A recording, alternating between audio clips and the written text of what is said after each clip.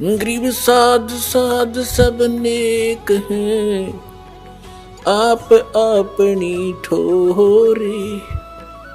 जो सतलोक ले जावेंगे वो साधु कोई और।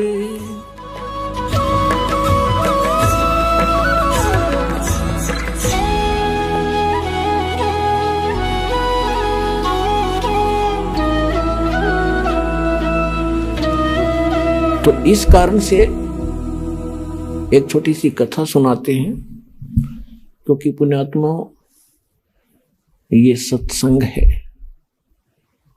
और ये आत्मा की खुराक है, आहार है।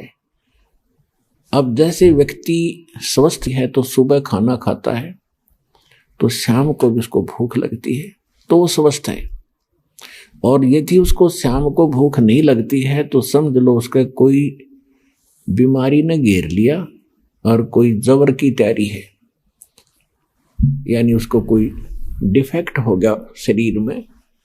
तो कहने का भाव ये इसी प्रकार जैसे ये सत्संग है, ये कथा वही है और हर एक बार सुननी पड़ती है। इन्हीं कथाओं से आत्मा जागृत होती है, निर्मल होती है, हमें प्लस माइनस पॉइंटों का ज्ञान होता है।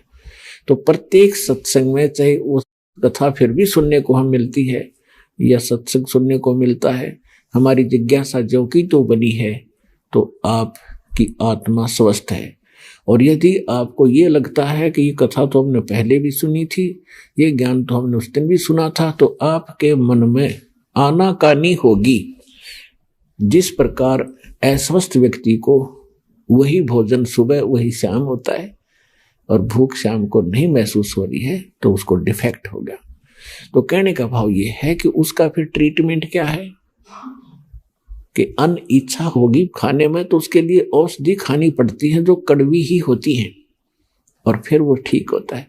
तो फिर वो धीरे धीरे रोटियां मीठी लगती है। इसी प्रकार इन कथाओं को 100 बार सुने और सुनने के बाद इस पर गहराई से जोर से विचार करें, तब तो सत्संग सुनने का लाभ है। तो एक बार एक व्यक्ति को एक पुत्र प्राप्ति के उपरांत उसकी पत्नी की मृत्यु होगी।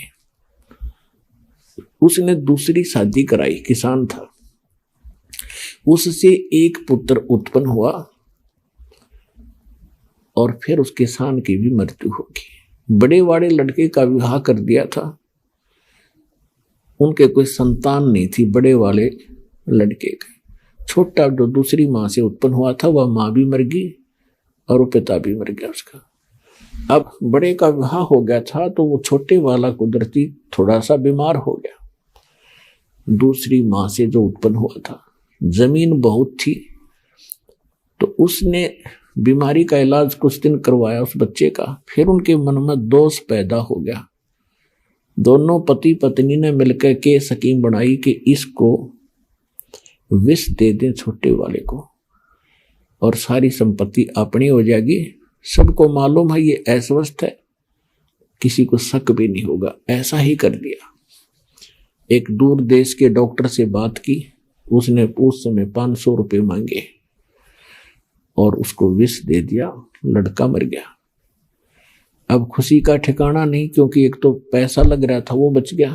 1 वर्ष के बाद उनका लड़का हो गया, पुत्र उत्पन्न हुआ। खुशी का ठिकाना नहीं, और उसको खूब लाड प्यार से खिलावे पिलावे, चंद दिनों में वो युवा हो गया। यानी 16-17 वर्ष का जब वो हो गया उसका विवाह कर दिया। विवाह होने के तुरंत बाद वो लड़का फिर बीमार हो गया। उनका अपना पुत्र इतना रोगी हो गया कि उन्होंने बहुत पैसा पानी की तरह बहाया। दूर देशों में जहां भी जिसने कोई वैद्य बताया, कोई जंतर मंत्र करने वाला बताया, वहीं गए। आधी संपत्ति यानी जमीन भी बेच दी और लड़का ज्यों का त्यों प्रतिदिन सूखता ही जा रहा था।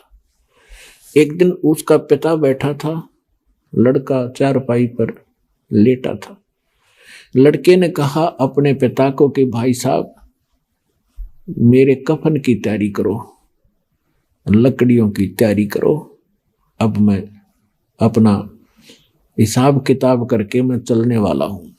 अब उसके पिता ने सोचा बच्चा रोग के कारण इतना अस्वस्थ हो गया, इसका दिमाग भी काम करना बंद कर गया और मुझे ये भाई कह रहा है।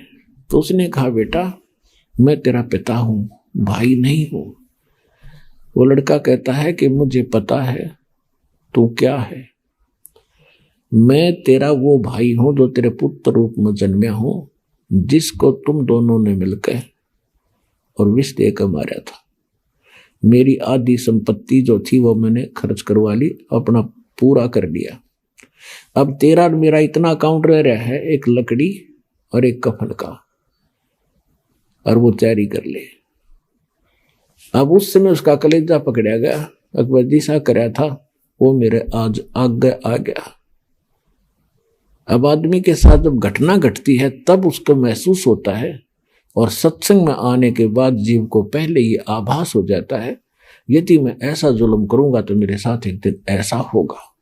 तब उसने कहा कि भाई बिल्कुल सही बात है, हमने जो जुल्म किया था भाई मेरे सामने आ गया। अब आगे हमारे संतान की आस नहीं,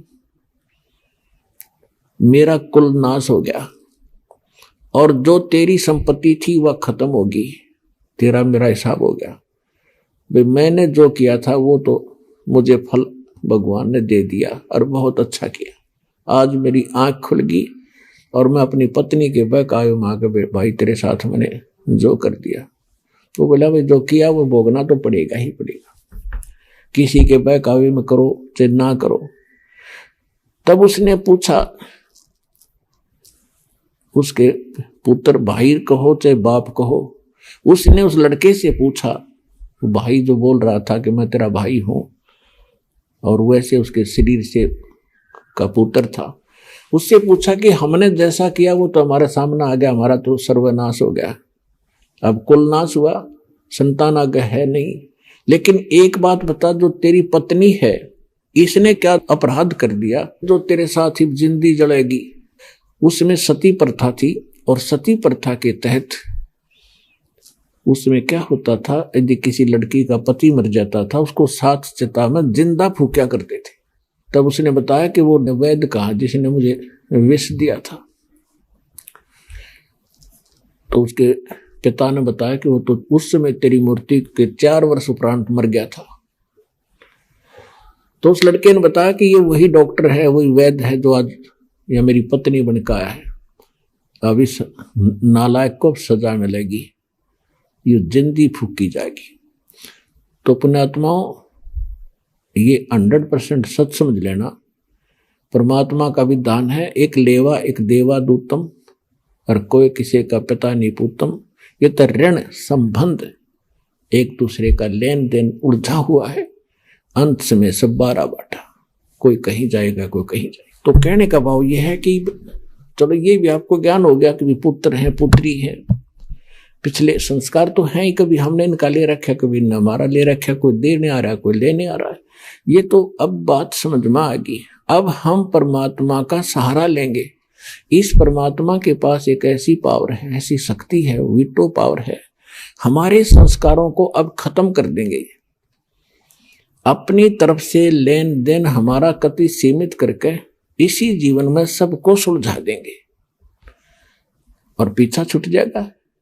आज आपका परिवार भगवान की शरण में है, सारे सतलोक चले जाओगे, वहां जाने के बाद फिर ना इनकी मृत्यु ना आपकी, संस्कार सारे खत्म। जैसे गीता ज्ञानदाता 18वें अध्याय के 66वें श्लोक में कहता है कि सर्वधर्मान परित्यज्यमाम एकम शरणम व्रज अहम तवा सर्व पापे भयमुक्षामि मा शुच। तो परमात्मा फिर हमारे जो पाप कर्मों का वो नाश कर देंगे, जिससे हमारे संस्कार उलझ रहे थे। जब वो पाप पर नाश हो गए तो हमारे संस्कार खत्म। जब ही सतनाम हृदय धर्यो भयो पाप को नाश, जैसे चिंगारी अग्नि की बाई पड़े पुराने घासे। आपके असंख्य जन्मों के संस्कार परमात्मा कहते 1 सेकंड में फूक दूंगा। जैसे हजारों टन घास पड़ा हो सूखा, उसमें एक माचिस की सीख लगा दे, वो सारा राख डलकर ढेर हो जाएगा और चलेगी तेज हवा, उड़ जाएगा।